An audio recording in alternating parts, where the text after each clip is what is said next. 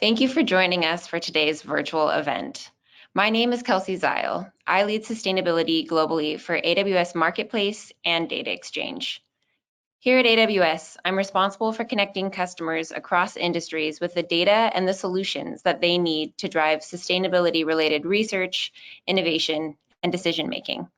My specializations include environmental, social, and governance data applications, which we will discuss today, climate risk mitigation, supply chain resilience, and emissions calculations. I'm also on the University of Washington Burke Center Advisory Board and the Amazon Global Sustainability Ambassadors Board. We have an exceptional panel of speakers joining us today. They will be discussing 3 ways that organizations can improve ESG and sustainability efforts by incorporating third-party data. Today, you will learn how to find, discover, and use third-party ESG data on AWS Data Exchange, how Amenity Analytics datasets support the development of in-depth, near real-time scoring at the company level on ESG topics, how Dun & Bradstreet leveraged Amenity Analytics ESG datasets to rapidly become a leader in ESG score provider industry, and how third-party ESG data can help your organization maintain compliance, reach new consumer markets, and increase supply chain efficiencies. Before I introduce our speakers, I'd like to cover the basics. So all attendees will be on mute during the presentation, but we do encourage you to ask questions by entering them in the submissions widget on GoToWebinar. Please include who the question is for. We will answer as many as we can at the end of the webinar. Also, when the webinar ends, we'd appreciate your feedback by completing a brief survey. This will help us focus on delivering topics that matter to you in future webinars. With that, I'd like to introduce our speakers. So today we have Rochelle March. She leads product strategy, development, and delivery as the head of ESG product at Dun & Bradstreet. She specializes in impact analysis related to carbon, water, and the Sustainable Development Goals, and in applying machine learning to ESG products. She also teaches data and analytics at Bard College's MBA program and sits on the advisory board for USL Technology Incorporated, a minority and woman-owned sustainable building and engineering company. Rochelle has written multiple articles and has works cited by The Economist and The Guardian, to name a few. Also, we have Doug Hopkins. Doug is the Vice President of Business Development and Strategic Partnerships at Amenity Analytics. Doug spent his career in investor services, sales, and trading for Citi and Mizuho, living in London, Tokyo, and Chicago before jumping into alternative data in 2016. Doug is passionate about the transformation in finance across both alternative data and turning traditional data into quantitative and quantamental data. Now that we met everyone, let's get started.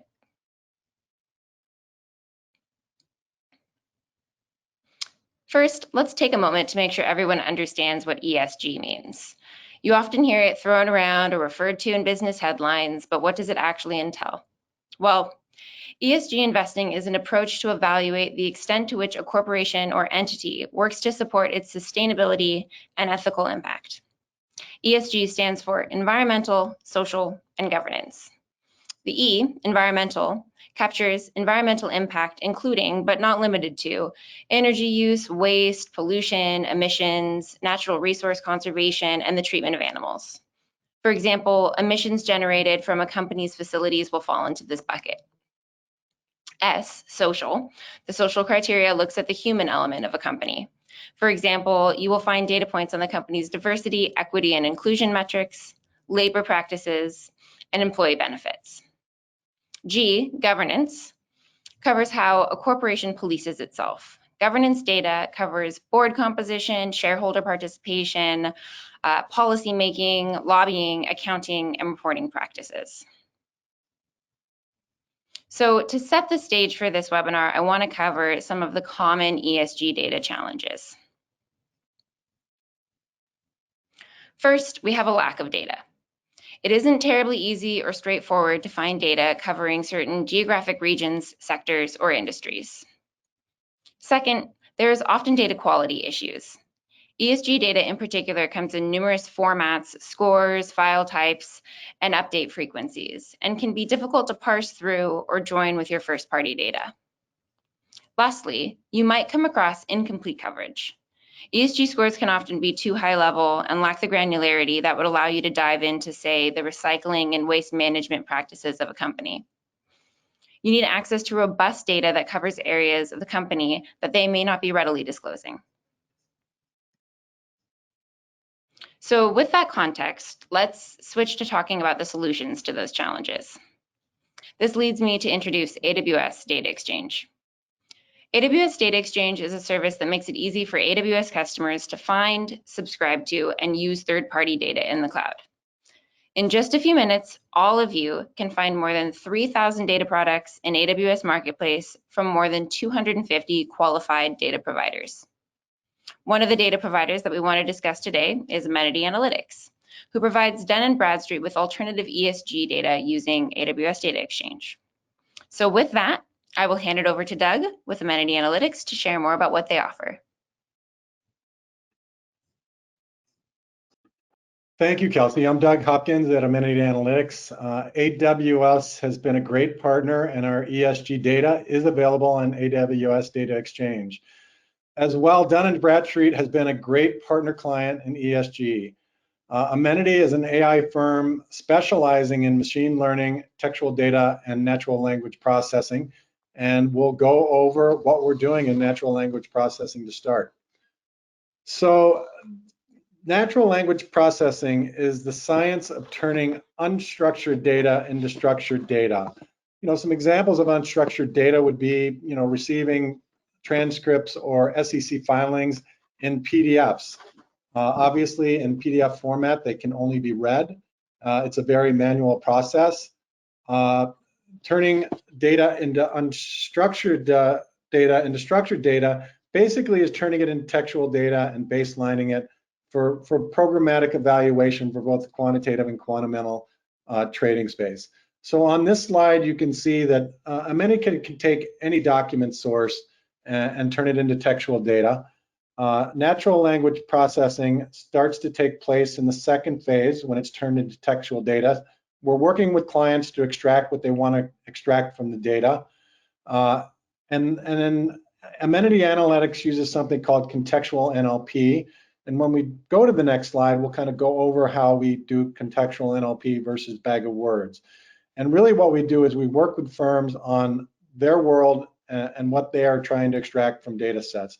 In Dun & Bradstreet's case, we were extracting ESG from news, and we'll go over how we're doing that as we move forward. And then once we, working with clients to extract what they need, we deliver it various mechanisms, APIs, CSVs, in the time frame that they want, whether it's daily, weekly, quarterly, monthly, for seamless integration into their workflow. So to jump to the next page, how do we do NLP? NLP is a very difficult subject. There's different ways of doing NLP, but what we started with 7 years ago was we decided to do contextual NLP. So as opposed to, bag of words that's measuring sentences and paragraphs, sections, and total doc by rating words, n-grams, bigrams, trigrams, and having a positive and negative sentiment, we wanted to know exactly what that sentence and that paragraph and section we're talking about. And in order to do that, we had to create in contextual NLP something called key drivers. So we know what we're looking for when we look at a document. And every document type may have a different set of key drivers. So in ESG, we all know it's a very big umbrella covering a lot of different topics. And we felt our IP was perfectly built to capture all of those different topics that clients are looking to capture under that umbrella. Once we have the key drivers, we do granular taxonomy on the next page with a product called our taxonomy editor. And what we do here is once we have the E, S, and G, we start to build the thread of taxonomy underneath it. So on environmental, you can see clean technology as one of the subcategories. And then there's 3 subcategories from that. And as you branch down, each one of those sub-branches are ranked for sentiment. And when we provide the data, there is also transparency into the data as well. You can see what the text is talking about. And then each time we put sentiment, NLP sentiment on one of those sections, we roll it up into the major topic and eventually up into environmental. And we cover this at the company level. Is really what we're doing for Dun & Bradstreet. So Dun & Bradstreet's breadth of information in ESG that you'll see on a slide a little bit later, I think there's nearly 15 different data sets that Dun & Bradstreet are providing to their clients. We are working with Dun & Bradstreet on news, and we're extracting all relevant ESG conversations from news. And really the background for doing that was in the top chart, you can see that transcripts are a quarterly event. And really, there's a gap of information in between those quarterly events. You can also see from left to right that the breadth of conversations, even in transcripts, have been growing over the last 3 years. So what did we want to do with news with Dun & Bradstreet? We wanted to fill in the gaps between the quarterly and get the full picture of what's going on with the company's ESG narrative. And the bottom chart is the combination of both earnings calls and news. And you can see as well, conversations continue to pick up in ESG, both in transcript and the news. But you can see combining the two data sources, that's almost 10 times the amount of conversations for companies in ESG. And then as we jump to the next slide, we'll also show you the importance of having different data sets. So if you just follow ESG transcripts in the Q&A portion, you're following the firm's narrative. You need the breadth of alternative data sets to really measure what the firm is doing in the ESG space. So on the right-hand side is the ESG news sentiment, and the intersect of having multiple sets in this case is you can start to glean other information about that company. Just a few of them that we focus on are risk factors, compliance, greenwashing, and materiality. For example, in greenwashing, we can measure if the news narrative matches the firm's narrative, or if there's a gap between the two. And in materiality, we capture it in two different ways. We capture the number of mentions for commitments and investments, and we also capture the notional amounts of those commitments and investments. So you can see that using alternative data sets outside of the company's data sets provides a very rich flow of information in the ESG space. That's the product and news that we're providing to Dun & Bradstreet. And I'll pass the con over to go through what D&B ESG Intelligence is providing. Thanks so much, Doug. And that was super interesting. And I reiterate, it's been really a great partnership with Amenity Analytics and with AWS in constructing a very large ESG data set. So I'll tell you a little bit about what we've cooked up at Dun & Bradstreet and about the ESG Intelligence. So it's a similar architecture as to the one Doug shared previously. ESG, environmental social governance data is broad, it is varied, there's many different topics and components under it. And so this is the framework that we use, which we have synthesized many of the leading sustainability frameworks to collate what types of topics are reiterated frequently. So this gives us a nice holistic picture of what type of information is going to be important in determining how a company is doing in terms of these activities. About our current coverage. We're now almost 37 million companies, and this is a big push for us to contribute uniquely to the private company universe, as it's difficult to get good coverage on private companies. So making sure that we have good input data for this is super important, and one of the main reasons we partner with Amenity Analytics, as well as some other providers to get first-class information, particularly for NLP. On the next slide, I will talk a bit about the data sources. So ESG data is only as good as your data. It's very important to get good quality information. And a big source of this is the Dun & Bradstreet Data Cloud. It's essentially a very large data lake of business information, what businesses are doing, different firmographic information, who are they trading with whom, and so on. And this is all organized by the DUNS identification number, which is a unique company identifier that helps us understand hierarchies and relationships and so on. And in that data cloud, we already have about 30,000 different sets of information that gives us ESG relevant insights. And then from there, we want to complement that information with other data sources from news. So there, we work with Amenity as well, that's taking in all of those different API news sources on, thousands of companies, also legal and government information. As we embark on new markets, new regions, we engage with local stakeholders there to help us identify locally relevant data sets and locally relevant data vendors. Company reports and websites, always a great or a traditional source for ESG information, still a great source, although sometimes limited for public companies, only to public companies. Certification information, NGO, and then finally a direct data capture through an intake survey, essentially a self-assessment that companies can voluntarily provide more information to DNB. On the next slide, we get into some of more of the data. So this is a big process, and I'll get into a little bit more about what this looks like.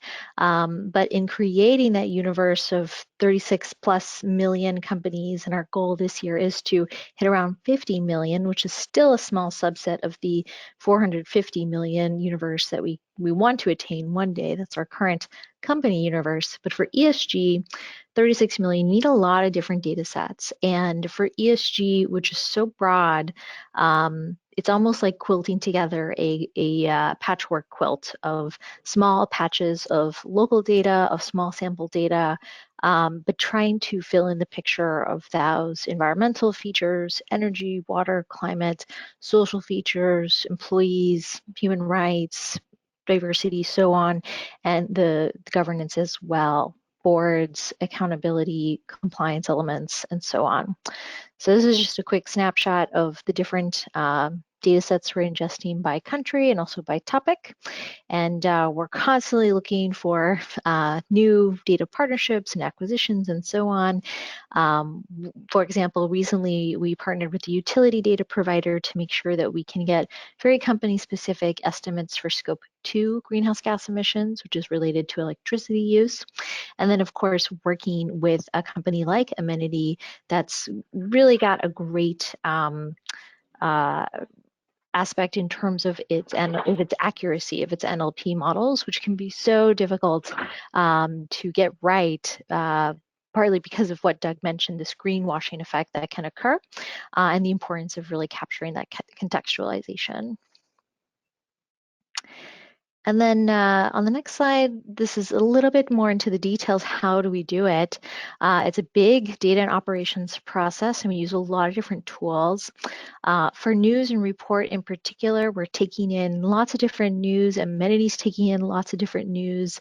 For any data we take in directly, we're then mapping that to the company. So we make sure that that news is about a specific company organized by the DUNS, the natural language processing to analyze the text into something meaningful and quantifiable so that a computer can read it. Again, Amenity is doing that across many of these aspects. And then for anything that we're taking in our own, such as in other languages, we're also using AWS to run that in terms of computational memory and speed. So super important.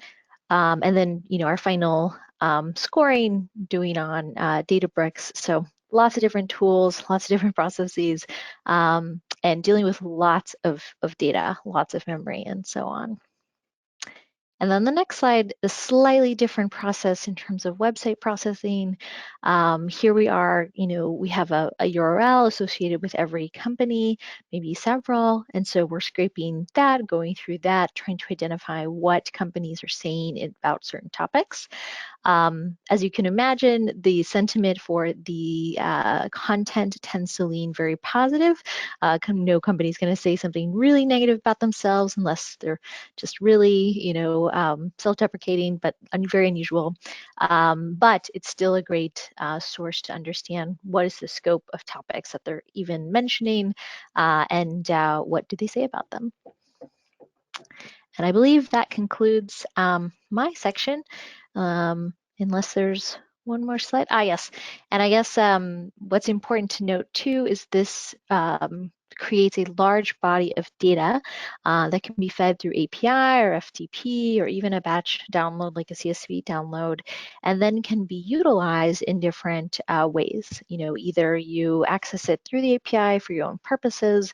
We feed this through to user interfaces and GUIs where you can see visualizations, and we've added different features such as our risk analytics platform that allows supply chain risk utilization, and so on. So it's very helpful to then utilize this information in a functional way for those who may not be as data savvy. Thank you, Rochelle, for that walkthrough. I really appreciate the detail. And now that we all understand a little bit better about what they're doing in this space and the type of data they're creating, let's dive into applications. We're going to start by talking about compliance and why it's important. So first off, although we may not have federal level requirements here in the United States, we are starting to see movement in this space, and financial services industry and corporations are beginning to prepare for it. So for example, the US Securities and Exchange Commission, SEC, recently proposed amendments to rules and reporting forms to promote consistent, comparable, and reliable information for investors concerning funds and advisors' inclusion of environmental social governance, ESG factors. So if that's adopted, it will establish disclosure requirements for funds and advisors that market themselves as having an ESG focus. Also, the US Federal Trade Commission has been putting increased scrutiny and cracking down on greenwashing. Also, from an international perspective, we're already seeing a number of regulations and frameworks like the Sustainable Finance Disclosures Regulation, SFDR, which requires all financial market participants in the EU to report on E, S, and G disclosures. As well as the Task Force on Climate-Related Financial Disclosures and the Sustainable Development Goals, to name a few. And then finally, it's important to note that investors themselves are beginning to require this on their own, both to be a good steward of the earth and society, but also to generate alpha, prevent stranded assets, and avoid investing in greenwashing, which we've talked about a bit and will continue to touch on later. So now, Rochelle, I'll hand it off to you to dive into this just a bit more. Sure, thanks, Kelsey. So yeah, the world is rapidly changing. Things are really picking up speed from regulatory framework everywhere. And maintaining compliance is definitely a process that has lots of different components and is continuously going. So one needs to assess companies, whether you're onboarding them as suppliers, whether you're investing in them, whether they're a general business partner or a customer. Maybe you're a bank and you're providing a loan to them. How do you adequately assess them across a wide spectrum of different ESG risks? So that's definitely step one. That's also where, Dun & Bradstreet data is trying to provide a large overview of companies so you can quickly hotspot what are those high-risk companies that you want to delve deeper into. And let's say you say, okay, you're good to go. You have to onboard them, have that process. And then once you onboard them, what does that monitoring look like on a continuous basis? How do you make sure that something that occurs on a monthly basis, for example, is captured? The activity happens, there's a lawsuit, what have you, that may increase the risk of your business. And then if a risk is identified, how do you manage that? What's that performance plan look like? Can you substitute? Can you maybe just keep tracking them and see if this is consistent behavior or a one-off spin and it's okay? And then you're kind of just continuously doing this cycle over and over in order to maintain compliance for your company. So, what can you expect from maintaining compliance? Well, there's a major risk avoidance component. We found that there was a correlation with companies that performed really well on ESG and a higher sales growth rate among private and public companies. So private was about 16% greater than those that were performing poorly, and public was about 30%. So, very interesting kind of this this relationship may be of management capacity, a company that can manage things well, can see new risks on the horizon and so on, may also be, growing well, adapting well, new products, new customers, and so on.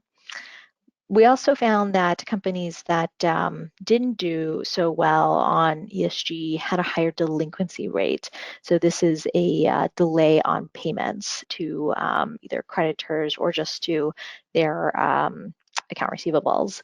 So that's never a good sign when you have a delayed payment. We're talking about things that are about 6 months old, 6 months late. So that's very interesting too, and it's something that may carry over into other areas of compliance.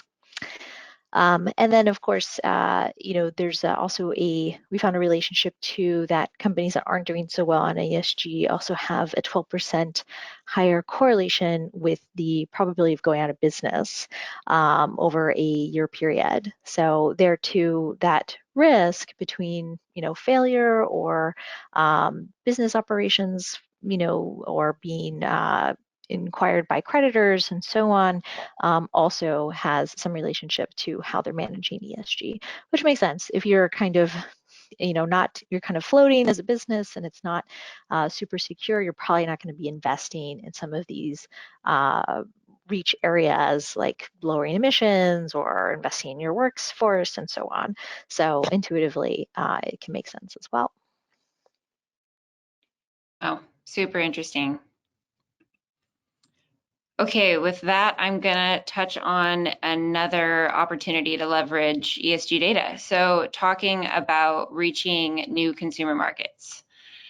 First off, it's a changing landscape for consumers. So 83% of consumers think companies should be actively shaping ESG best practices.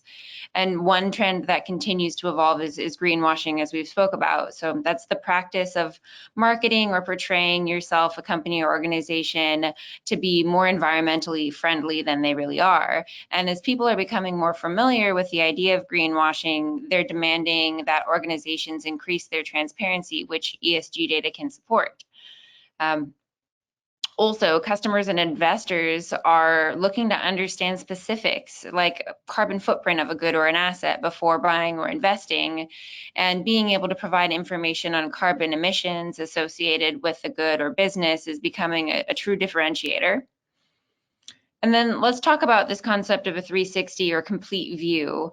When it comes to providing a complete view to consumers, we must talk about accurate ESG scoring and understanding what goes into that.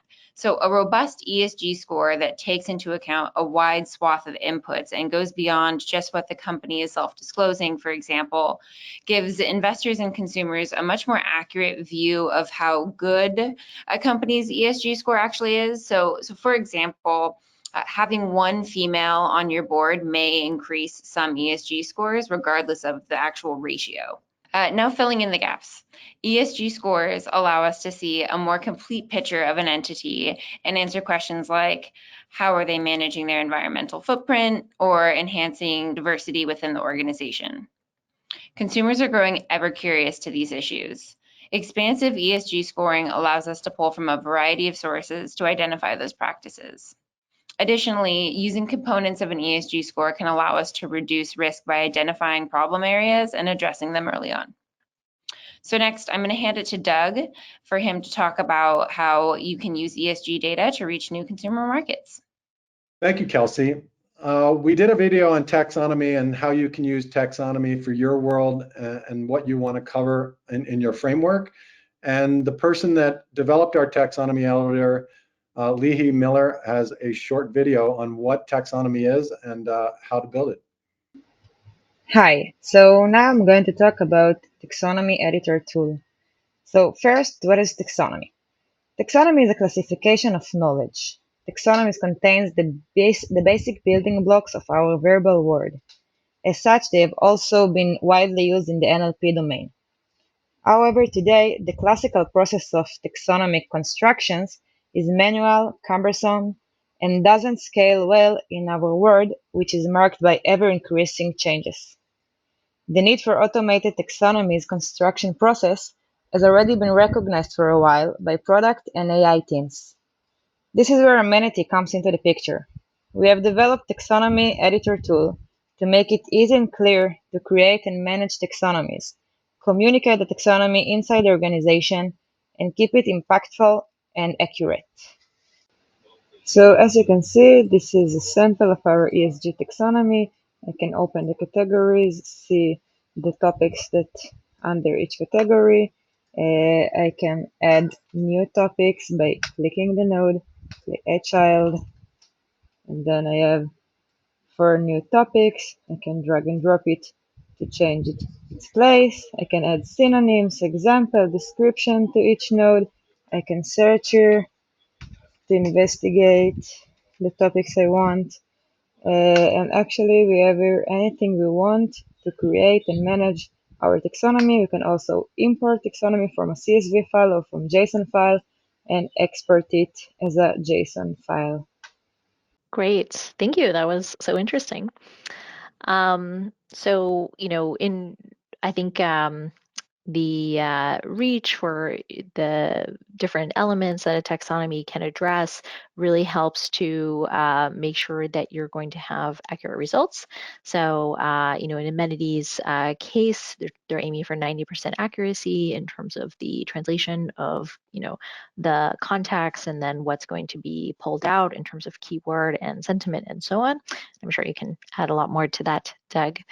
And then, this is very important to consumers. So a study here, 90% of roles at global enterprises, the US, Canada, and the UK hold ESG data is very important. Doesn't mean 90% are using it. I think that's kind of the next stage for a lot of companies, but they know it's important. Yeah, it's needed, and that's really important. And that itself is an important development in terms of this type of information.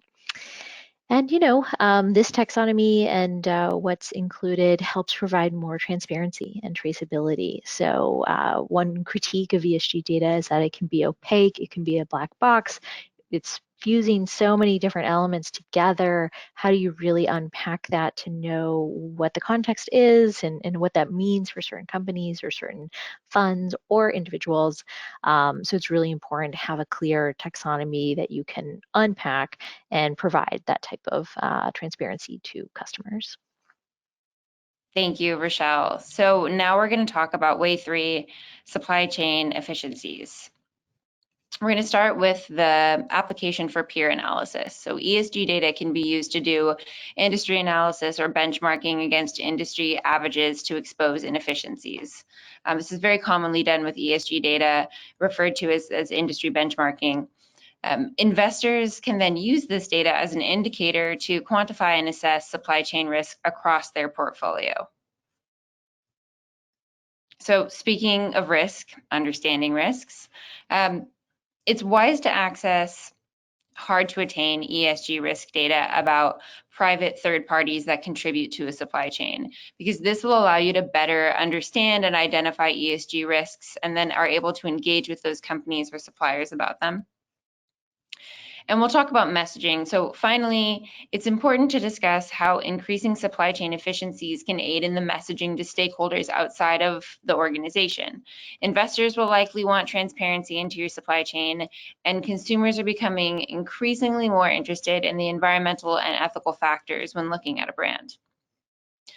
To talk through how to actually increase supply chain efficiencies, I'm going to pass it back over to Rochelle. Thank you so much, Kelsey. So this demo here is an overview of our risk analytics platform, which provides a supply chain management software for companies to upload their portfolio, see the ESG performance, send out self-assessments, and then consistently monitor and track how their portfolio is doing to identify any risks or compliance elements. So with that, I'll turn it over for the demo. By far the largest use case for the Dun & Bradstreet ESG intelligence to date is the supply chain management. Generally, our customers and our users appreciate the Dun & Bradstreet ESG intelligence product suite due to both the breadth and depth of data that our material framework provides via real data. Our materiality is based on the SASB materiality mapping, which can provide ESG rankings beyond Tier 1 suppliers and potentially on supply chains themselves. Firstly, with nearly 40 million companies ranked globally, customers find it useful to benchmark ESG performance throughout their supply chain, as well as their peer competitors and their suppliers' peers. Being able to filter and drill down into specific ESG risks across the 3 dimensions, 13 themes, and 31 topics of the D&B ESG framework, customers are able to identify potential ESG risks in their supply chain. Clicking onto individual suppliers that are identified as potential risk give granular details to customers on the potential risk to complement their supply chain or procurement engagement activities. The D&B Risk Analytics dashboard places D&B ESG intelligence as part of Dun & Bradstreet's wider risk offerings. Here, users can investigate risks across the board, including more traditional risk screenings, for example, payment risk and legal risks, among others, alongside ESG risk. At the bottom of this visual are the ESG scorecard and the ESG performance visuals. The ESG scorecard visualizes the ESG risk distribution throughout the user's selected portfolio, which the user can select to be the constituents of their supply chain or their peers, etc. The ESG performance visual gives an alternative visual tool of the ESG risk. A user can create a portfolio that is made up of vendors to easily identify, assess, and monitor ESG risk throughout their supply chain by filtering and sorting by market, ranking, sector, industry, and other criteria. They can then select the company to get a more individual and granular view. The user will get a much deeper insight of the company whilst clicking on the company in the ESG Risk Analytics dashboard. Included in the granular data is also the level of data depth that is driving the company's ESG ranking. If the user would like more data from the company, then the user can request their supplier to complete the D&B ESG self-assessment via a button at the top of the company page. The self-assessment is not only a great tool for ESG risk identification and assessment, but also ESG risk mitigation, as it can be part of the company's wider risk mitigation activities. The self-assessment is a tech-enabled ESG survey that aims to optimize the quality and amount of material ESG data from participants, whilst balancing the burden so the self-assessment is a net positive in the user's supplier engagement strategy. The self-assessment is currently free to use for all. We are currently working on improvements, additional languages, and the ability to customize the self-assessment to allow users to have flexibility to decide on what is material for their supply chain management and ESG reporting needs. Great. So what can you expect? These are also some research and analysis that Dun & Bradstreet has completed. As I mentioned earlier, there is a correlation with general ESG. We can also pinpoint the relationship of supply chain engagement. So here we can look at, are there supply chain initiatives involved for our company with their suppliers? How often do they communicate with them? How quickly do they repay them? With some of that payment data I was mentioning. And so for supplier engagement as a topic, we do find a 2 to 11% higher change in sales growth for private and public companies. So that's, a little bit of a correlation there. We also find for that topic in particular, for supplier engagement, those that are not doing so well are actually much higher delinquency. So it says 1.6 times here, but I think it's actually 15.1 or something like that in terms of that delinquency. So that's pretty extreme. And then, however, a lot of companies don't have that visibility of what's happening in their supply chain, even with tier one, which would be direct suppliers.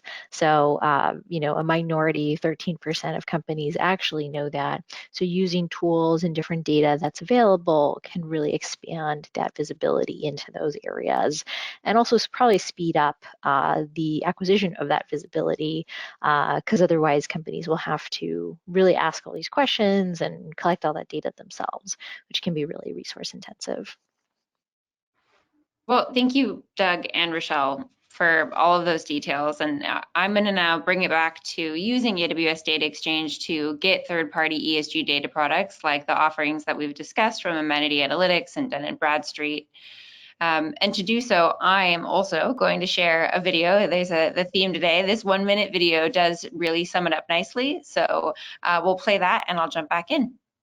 AWS Data Exchange gives customers a one-stop shop to find, subscribe to, and use third-party data in the cloud. This fully managed service offers secure, transparent, and consolidated access to environmental, social, and governance, or ESG data, including scores, raw data, reporting frameworks, emissions, and weather data. You can use ESG data to price climate risk into your portfolio, align with emerging ESG disclosure requirements, benchmark your company's carbon footprint, and more. Once subscribed to a data product, you can analyze it with a wide variety of AWS analytics and machine learning services. Numerous data providers offer a variety of trials, so you can evaluate the data before you buy. You will also find hundreds of free public data sources to support your ESG analysis. Learn more about ESG data available on AWS Data Exchange today. Okay, so now that you've seen the ESG crash course video, let's walk through some details. So AWS Data Exchange was built and continues to be enhanced with a few thoughts in mind. In the same way that machine learning or application development has been simplified and democratized with cloud technology, exchanging data should be too. Finding and using data on the cloud, where more and more of it is being generated and stored, should be easy. Subscribers should have a place where they can go to procure all of the data that they need in whatever format they need it in. They shouldn't need to jump through hoops and set up subscriptions, contracts, and billing, or build bespoke IT capabilities to integrate it into their applications.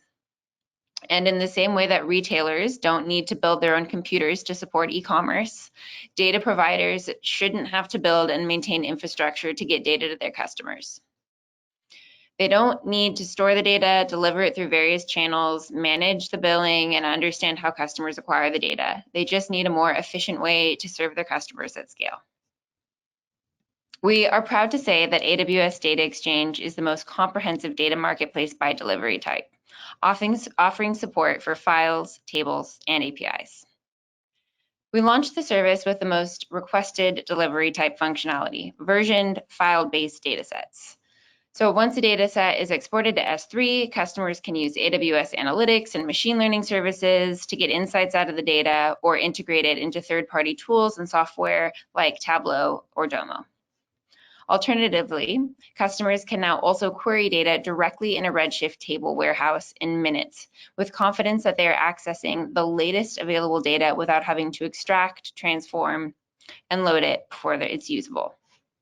And last but not least, with AWS Data Exchange for APIs, customers can now leverage AWS native applications and governance, explore consistent API documentation, and utilize supported AWS SDKs to make API calls.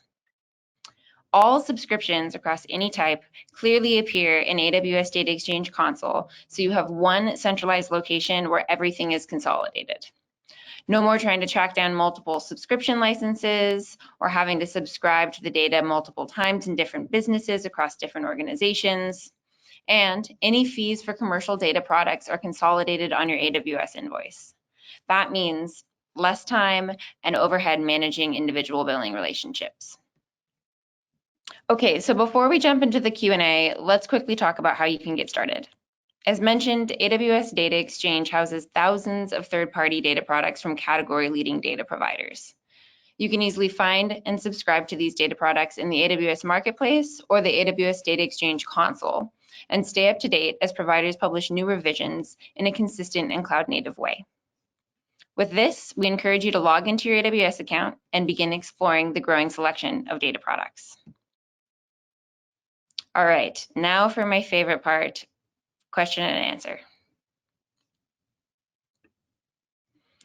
Okay, so a few questions here. I'm gonna kick a couple off and feel free to, kind of respond or ask each other questions as well. But what are areas of ESG that you would say have the worst coverage today? I'll throw that at you first, Rochelle. I see you nodding. Sure. So it always depends kind of like how you want to look at that. Like what is the most important metric that doesn't have the most data versus the metric that just doesn't have much data at all. I think something that has risen a lot in importance that also doesn't have a lot of data is biodiversity impact or land use. This is something that is getting a lot more focus with satellite information and also linking supply chains to parent companies to understand what hectare of this rainforest was taken for this product and so on. But that's something that has really become dominant but doesn't have a lot of data today. And then the one thing that is really important that doesn't have a lot of data would be the greenhouse gas emissions. The disclosure of this information has risen tremendously, but still only a fraction of companies today actually disclose this data. The complexity of doing a carbon accounting exercise is high for most companies. And there's modeling approaches, but the accuracy of that is varied, right? So I think those are definitely kind of the ones that is rising importance, and there's not a lot of data, and one that clearly is, from regulations and so on, but still doesn't have a lot of data. Yeah, no, completely. Doug? And I would agree with that completely. With the EU mandates, carbon capture has become the top priority of all our clients, and particularly capturing notional amounts, especially within text. And I think the other thing that we hear consistently over the last couple of years is private company data, because it's very difficult to extract private company data to begin with. And I think especially the ask for us is places like Japan, China, India as well, and private company data.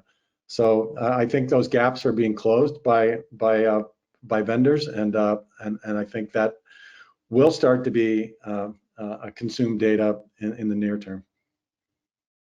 Yeah, most definitely.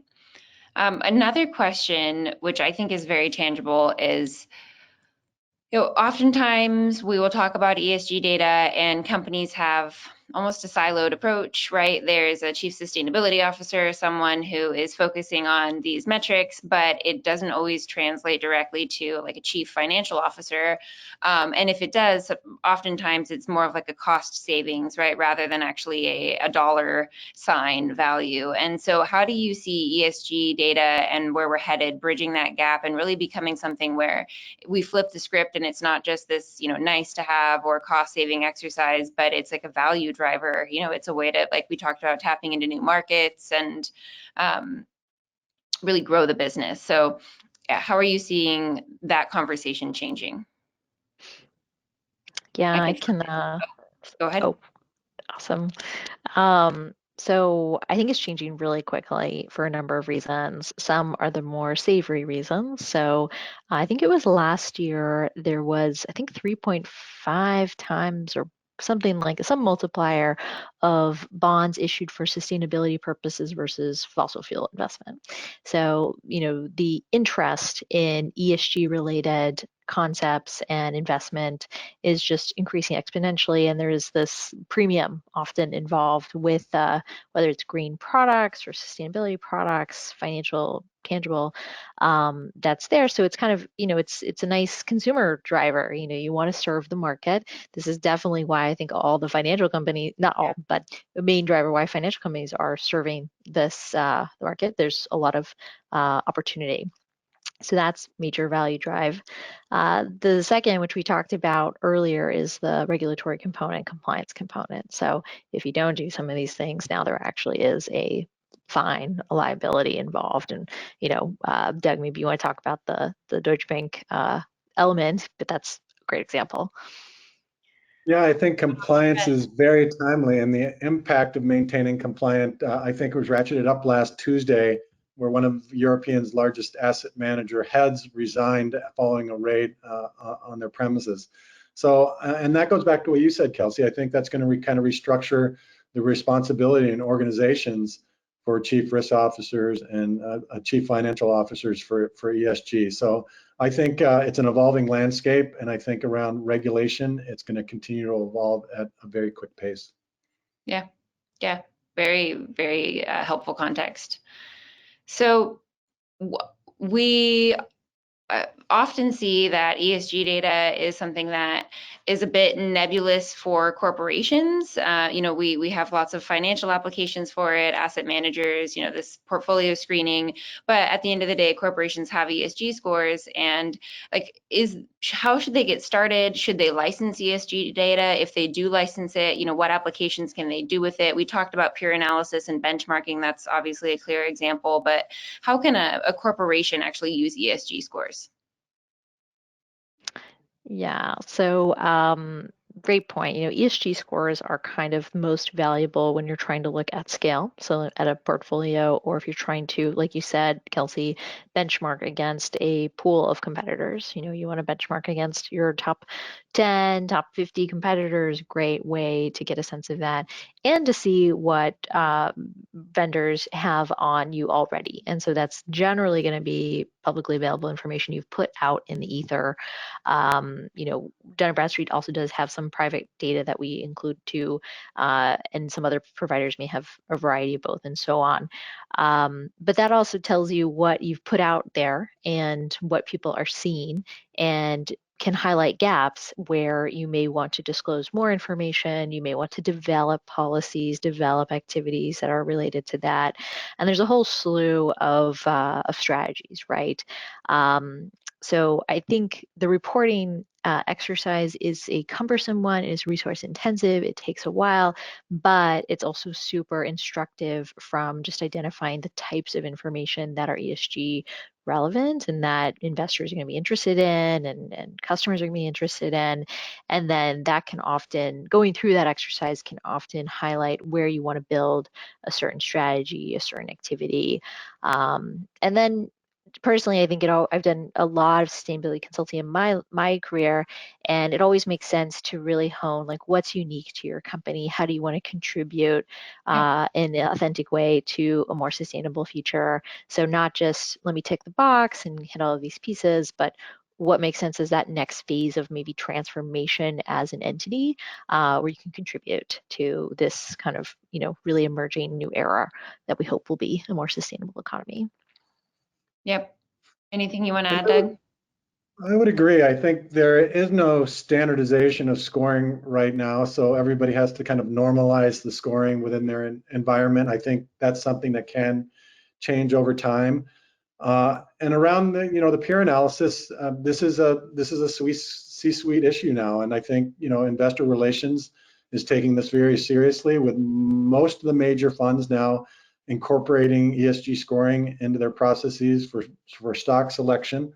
So I think corporations have realized that over the last several years, and everybody wants to be included in that process. So at all levels within a firm, I think ESG and ESG data is going to seep into every part of an organization moving forward. Yeah, part of the decision-making process as well. Absolutely. Okay, This one is for you, Doug. So seeing that you have had a career in investor services and sales and trading, like now that you're more heavily in this space, what excites you the most about it moving forward?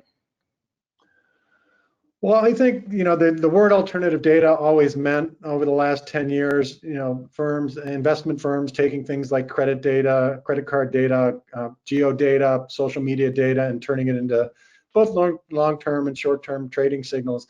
What we've really seen over the last 2 years is a real transformation to turning traditional data into what you would consider alternative data. So instead of 30 people sitting in a room reading, SEC filings, now everyone is starting to ingest it programmatically via textual data. And you said it earlier, Kelsey.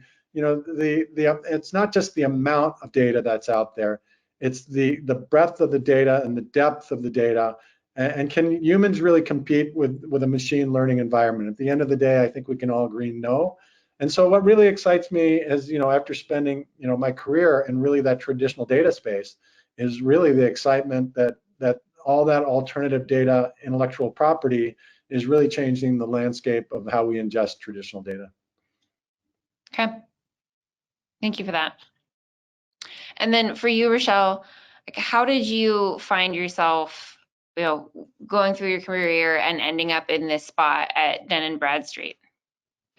Yes. So I think like some or maybe most sustainability professionals, it can be a bit of a unique journey. But I actually was working originally in cancer research and happened to work in a field where there was a lot of research emerging in the relationship of environmental toxicity and the pathogenesis of some cancers. I was going to go to medical school, but then I thought I'd really love to deal with the source of these issues, which is the environment. I always loved nature, and pursued graduate schools, first getting into sustainability consulting, where I learned, lots of different sectors, varieties. This was around the time when the Sustainable Development Goals were launched, and TCFD was just getting started, and there was more standards coming out, and you really saw the shift from conceptual ideas like triple bottom line and people, planet, purpose to what does the data say? How do I know what's material? And so I had a bit of a technical background from my studies. So I would take on these projects and eventually became very interested in how the financial markets could be informed by quantifying these metrics. And I said, okay, if we could change how things are valued, then we might actually shift what investments are made. And that's, commerce is the global language. I think this would be a great way to have an influence. So I ended up shifting into S&P Global, which was the true cost division. And I did my thesis on natural capital valuation. I was really into that concept, really excited. And there, worked a lot on models and analysis and building these components and also product development. But I kept getting questions about private company data, supply chains. We were limited to mostly capital market companies. So at Dun & Bradstreet, I had the opportunity to really unpack what could supply chain impact look like, how could we build transparency to this whole universe of private companies. As a data nerd, now I can work with a sample size in the millions versus a couple thousand. So that's what has led me to what I'm doing today. Yeah. Cool. Really interesting. But yeah, I do think that a lot of the people who are watching this webinar who are in those sustainability leadership positions are going to resonate with it being kind of a strange path sometimes, but fun. Okay, well, we got through the majority of these. Do you guys have any questions that you want to ask each other or me before we let the audience go on with the rest of their day? Well, this was super fun. Thank you so much. And great working with all of you and also these organizations. Great to see us all collaborate on important topics. Yeah, absolutely. And with that, I'll kind of switch it to the conclusion and how you get involved. So obviously, both of these data providers have offerings that are available on AWS Data Exchange. If you would like to learn more, you can reach out in a couple of different ways. So I will go over that. And just in general, I want to say thank you to you both for joining and sharing your insights and expertise. It makes me incredibly happy that ESG is becoming part of a more mainstream conversation and that we're hosting webinars like this. But to loop back to that, so with any product within AWS Data Exchange, you can reach out to the data provider within the product detail page. There's contact information. We also have our data discovery team, so our data discovery desk. You can reach out to them and they'll help simplify the process and make some recommendations and help you leverage the service. So I want to say thank you all again for viewing and supporting us as we drive towards a more sustainable future. I really appreciate you guys spending the time, and have a good evening, morning, night, wherever you at around the world. And we will see you again soon at our next webinar. Appreciate it.